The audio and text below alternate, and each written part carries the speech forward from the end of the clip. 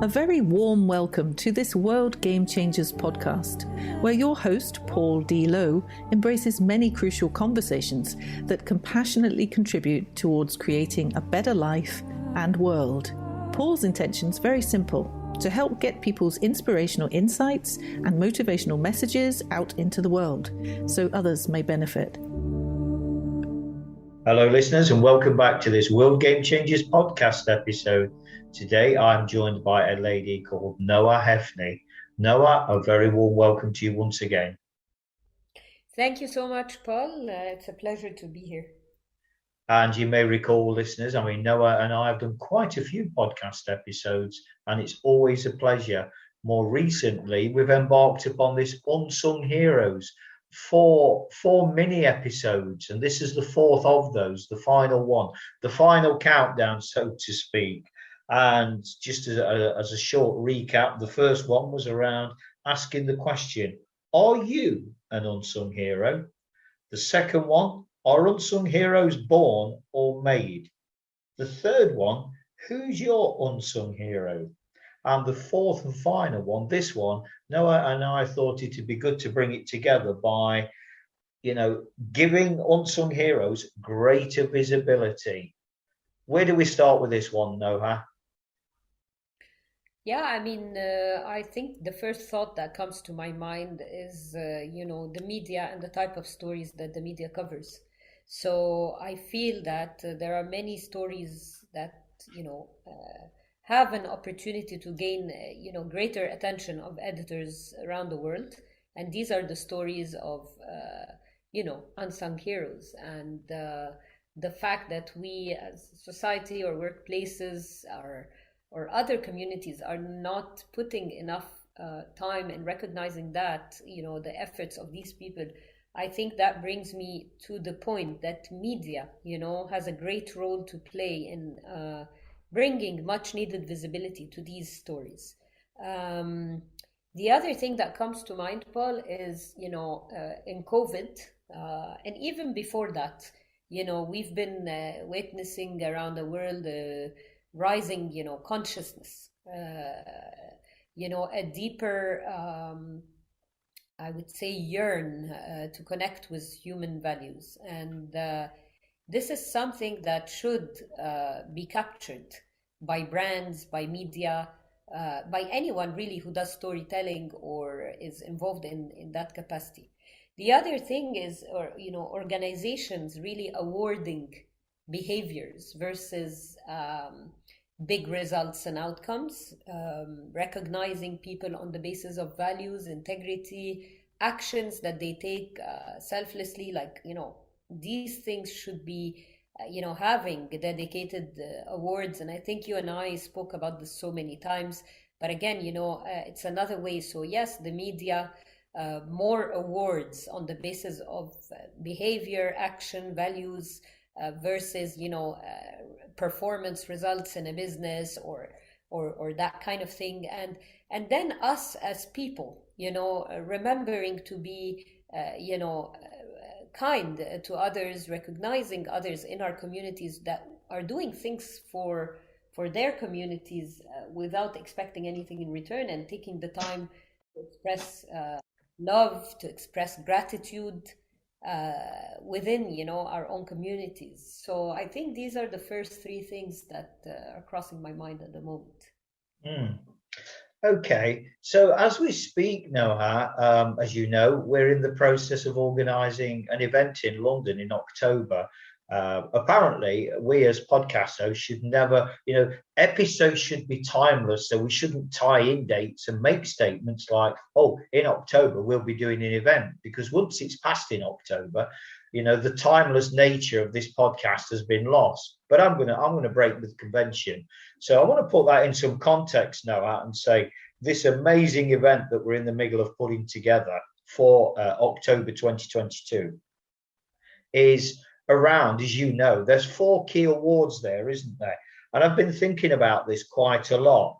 And maybe I kind of want to dive in and get some of your own personal thoughts around those 4 areas that are going to be presented on the 22nd of October.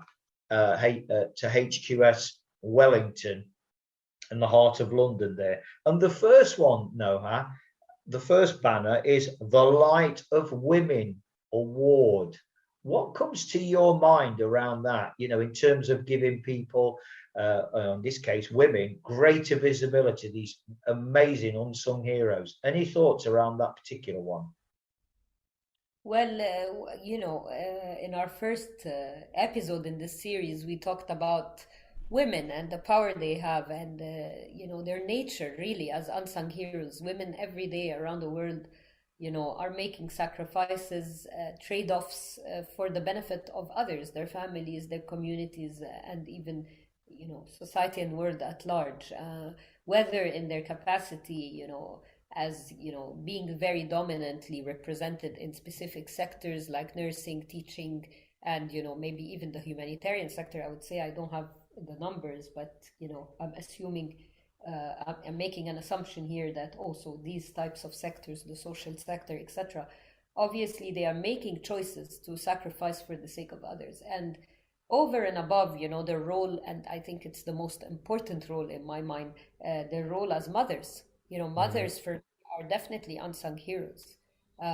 Mothers make incredible sacrifices for their children, incredible trade-offs, to make, to raise, first of all, a generation of healthy, productive members of society. They do their best at that, whether they succeed or not. But at the end of the day, they make a lot of sacrifices along the way for their own families. So for me, that award is very simply a gesture, a simple gesture, to recognize these efforts, which no award honestly can equate. But we have to start somewhere because they are not being recognized, they are not being thanked, and often taken also for granted. Absolutely, definitely. So on to the second one then, Noha, the Heart of Youth Award. Any thoughts around that particular one? So there again, youth are heavily underrepresented in many aspects. Their voice is not always heard on key issues affecting, people and planet. And I think again, many of the young people are today stepping up to make a difference, and often enough because of age considerations and limitations in many way, they are unable to receive the recognition for their efforts and ideas. Even I would say they are unsung heroes not just for action but also for ideas. Their ideas can actually change the world. I'm extremely passionate about the role of youth in advancing sustainable development, and I think again we have great responsibility to go to greater lengths to mentor, develop, and build a future generation, that is socially responsible, that is equipped, and enabled and empowered to take action on key issues facing our world. So again, this award, will really inspire these young people that are doing great things to actually continue and persevere in their journeys. And not only that, but it acts when we recognize role models, unsung heroes, or leaders, or other, whatever is the label, change makers, etc. I mean, we inspire others to take positive action. We inspire others to act with integrity, with human values, and to think about the greater good. So I think again that award for me is just again a very simple way to recognize the efforts of these young people who courageously step up to take incredible actions, sometimes even much bigger than what they can, or it's not they can, they actually can, but much greater than the resources they have, the capacities that they have, the enablement that they have, and they challenge us as adults to think differently, to disrupt, to innovate. And I think it's very important to recognize that kind of spirit and effort brought to us by the youth, and opening and broadening our mind to actually listen and to absorb and emerge as humanity with their ideas. They are the future, and they will be the leaders of tomorrow. And it is our responsibility again to bring the best of that and to channel their energy in a positive direction if we want to really see a better world. Absolutely. Third one, Noha, the Fauna and Flora Award. Plants and animals in very simple language, listeners. Any thoughts around that one? Yeah, I mean, yes, I think, the way we interact with nature in general, and, when we look at what's happening, for example, with climate change, and, as human beings, we have an instinct, sometimes to be selfish, to take things for granted, particularly things we don't have to pay for or invest a lot of effort in. And whether it's water or the air that we breathe, again, these are all things we've for a very long time taken for granted. And there are some people who are, again, very courageously, including young people actually, stepping up to save our planet, to address climate change, to protect nature, to protect animals that are going extinct. And, this is the basic ecosystem of our lives. If we don't protect nature, animals, plants, the environment, I don't know how we can survive as a human race.